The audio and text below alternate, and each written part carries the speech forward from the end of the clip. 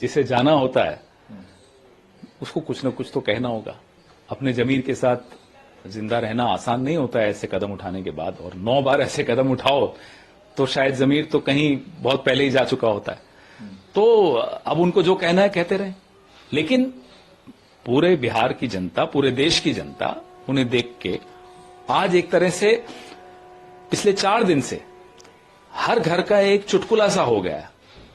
नीतीश कुमार जी एक अच्छा करियर, बहुत अच्छा इतिहास में उनका नाम दर्ज हो सकता था, लेकिन आप सोचिए कि अब किस स्थिति में वो ले आए। घर घर की एक तरह से हंसी का वो पात्र बन रहे हैं।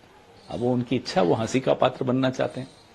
रोहिणी आचार्य जो उनकी बेटी हैं लालू प्रसाद यादव की, उन्होंने कहा कि कूड़ा गया कूड़ेदान में। जिस तरीके से बातें निकल के आ रही हैं, एक तरीके की खीस दिख रही है। नहीं, बात वो नहीं होती। बात ये होती कि कोई आदमी बड़ी ऊंची ऊंची बातें करे कि मैं मर जाऊंगा, भाजपा में नहीं जाऊंगा, भगवान उन्हें लंबी उम्र दे, लेकिन उसके बाद एकदम पलट जाए तो हैरानी तो होती है। और खास तौर पे नौजवान पीढ़ी को बड़ा अचरज होता है कि आज के इस दौर में भी इस तरह की राजनीति चल सकती है। क्योंकि मल्लिकार्जुन खड़गे जी का भी जो स्टेटमेंट आया था, उन्होंने कहा इस चीज के बारे में हिंट देने के बावजूद भी उसका कोई समाधान क्यों नहीं निकला? समाधान क्या हो सकता है किसी की नीयत का? मैं आपकी नीयत का समाधान थोड़े निकाल सकता हूं, वो तो आपकी नीयत और आपका जमीर जाने।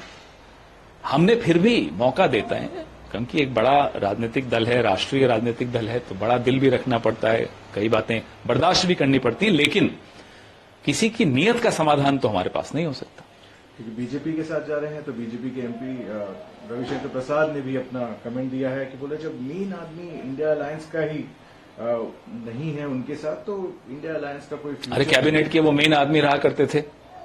कैबिनेट तो फिर भी चल रहा है ना भाजपा का। रविशंकर प्रसाद जी तो पटना से बाहर नहीं निकलने देते मोदी जी आजकल, हैं तो फिर भी ना वो कैबिनेट बंद खत्म हो गया क्योंकि रविशंकर प्रसाद जी कैबिनेट से बाहर कर दिए गए। तो उन्हें समझाइए, अपना ही इतिहास देखकर फिर बात किया करें। आखिरी प्रश्न पे आते हैं। केसी त्यागी जेडीयू के ही हैं, और उन्होंने कहा कि जो सीट शेयरिंग हो रही थी, जिस तरीके से स्लो सीट शेयरिंग चल रही थी और कांग्रेस जबरदस्ती सीट शेयरिंग को ड्रैग कर रही थी, उसके कारण। वो त्यागी जी हमारे बड़े भाई हैं। अभी आप उनको फोन करके खबर दे दीजिए कि नीतीश कुमार जी ने फिर से पलटी मार दी और इंडिया अलायंस में आगे देखिए कैसे नए डायलॉग आते हैं उनके। वो स्क्रिप्ट राइटर अच्छे हैं, डायलॉग अच्छे लिखते हैं। मैं आपको बता रहा हूं ना, आप अभी फोन लगाइए मेरे सामने और उनको कहिए साहब अभी अभी खबर आई है कि इंडिया अलायंस में नीतीश जी वापस आ गए। वो कहेंगे सीट शेयरिंग बड़ी स्पीड पे हो रही है, सब कुछ अच्छा चल रहा है। तो ऐसे व्यक्ति की बातों पर मैं क्या जवाब दूं?